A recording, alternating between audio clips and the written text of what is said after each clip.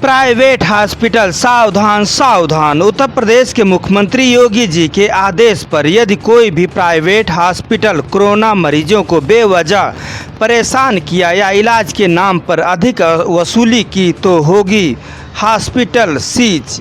उसके बाद private nursing home हमेशा के लिए लाइसेंस निरस्त किया जा सकता है। सभी देशवासियों जागरूक हों, जागरूक हों।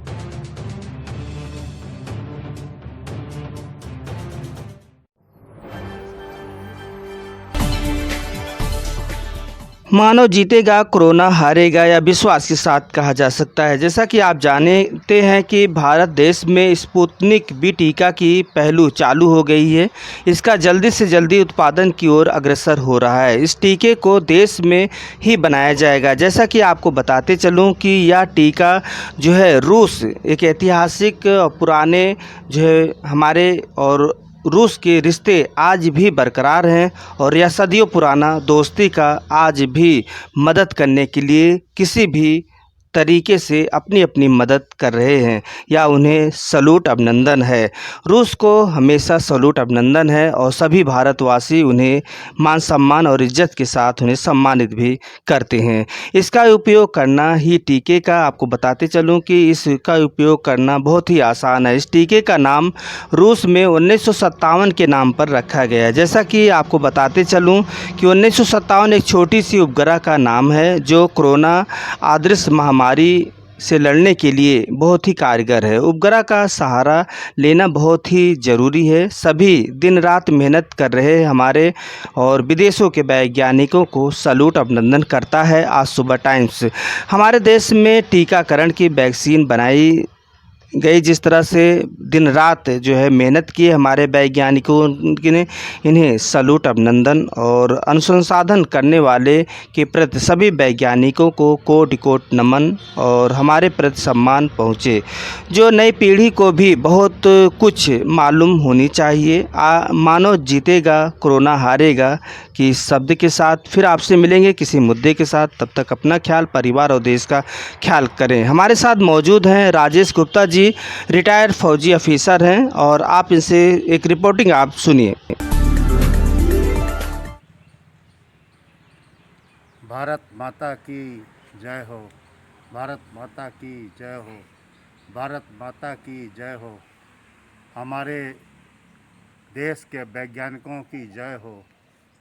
हमारे देश की दूसरे देशों के साथ जो शांति के साथ मैत्री है उसकी जय हो। हमारे देश के महान वैज्ञानिकों के द्वारा की जा रही अनुसंधान की जय हो। आप सब लोगों को बहुत ही खुशी होगी जान के कि हम लोगों को स्पुतनिक भी टीकाकरण मिल चुका है।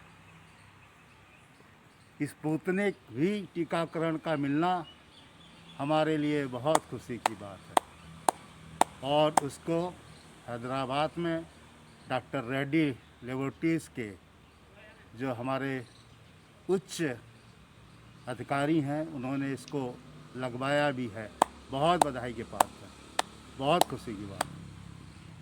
आप सब लोगों को मालूम होगा कि स्पुतनिक का वर्ड मीनिंग क्या है और वी का मतलब क्या है।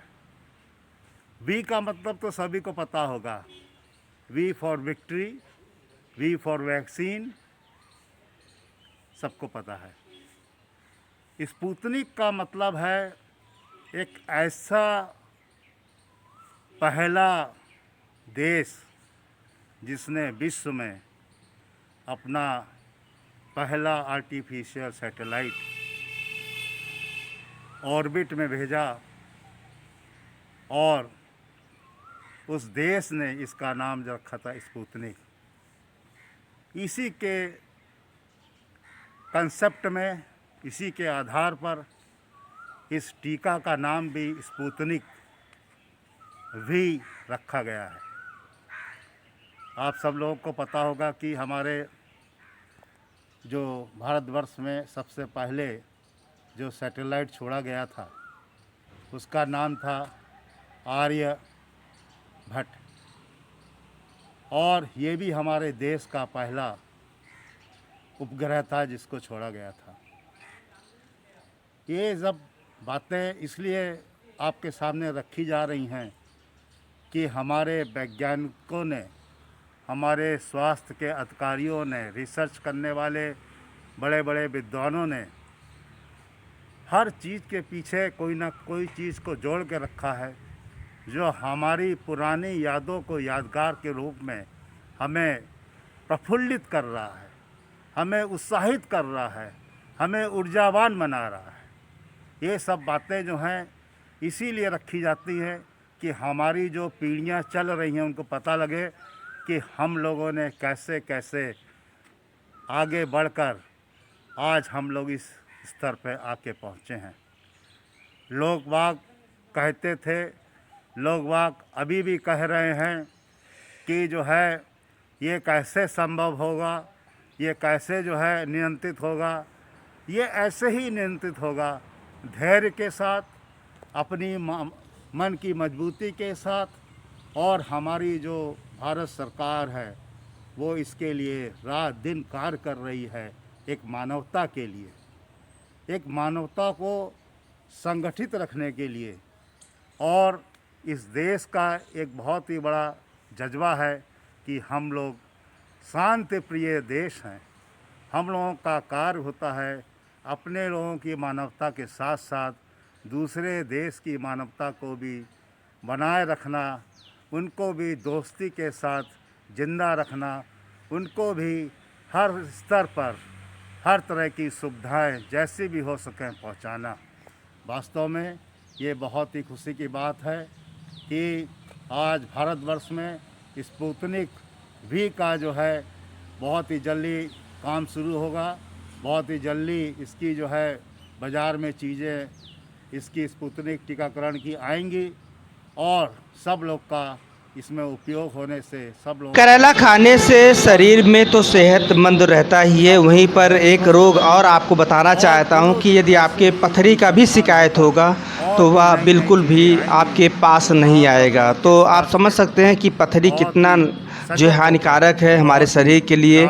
जब दर्द पैदा करती है तो लोग जो है चिल्लाना शुरू करते हैं, तो इससे पहले ही आप जाग जाइए, बहुत ही अच्छा रहेगा यदि आप करेला और करेला का जूस और सुबह सुबह यदि जो है आप नीम के पत्ती खाते हैं तो रोग प्रतिरोध क्षमताओं से आप लड़ते हैं। आपका शरीर से जो बैक्टीरिया होती है बहुत ही जो है, आप हमेशा करेला का रस खाने से सेहत में कोई भी बीमारी जल्दी नहीं आती है और पथरी भी शरीर से इकट्ठा नहीं होने देती, यानी आपको पथरी का भी बहुत सारे लाभ मिलेगा।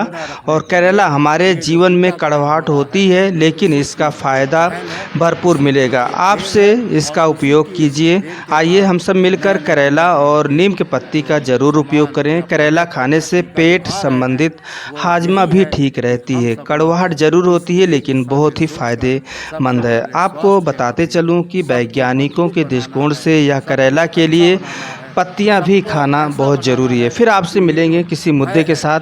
आप अपना ख्याल, परिवार और देश का ख्याल रखें।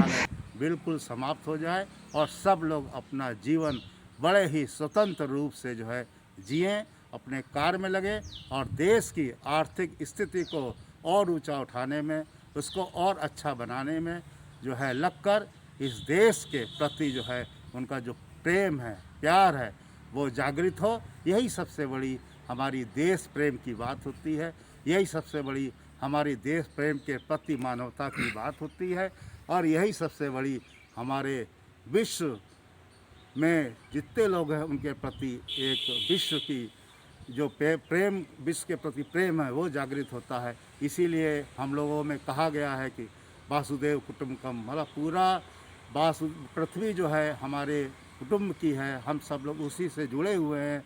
इसलिए ऐसी भावना लेकर ये भारतवर्ष हरदम मानवता के लिए कार्य करता रहता है और कर ही रहा है। आप लोग देख ही रहे हैं कि नए नए टीकाकरण के कार्य हो रहे हैं और जल्दी ही जल्दी और भी टीकाकरण का कार्य होगा। सब लोग स्वस्थ बनेंगे, सब लोग अच्छे बनेंगे। बस आप लोगों से यही एक अपील, एक निवेदन है कि टीकाकरण हो जाने के बाद भी आप लोग जो है कम से कम 4-5 चीज़ें जो हमारे प्रोटोकॉल में दी गई हैं कोविड में, उसको कभी ना भूलें।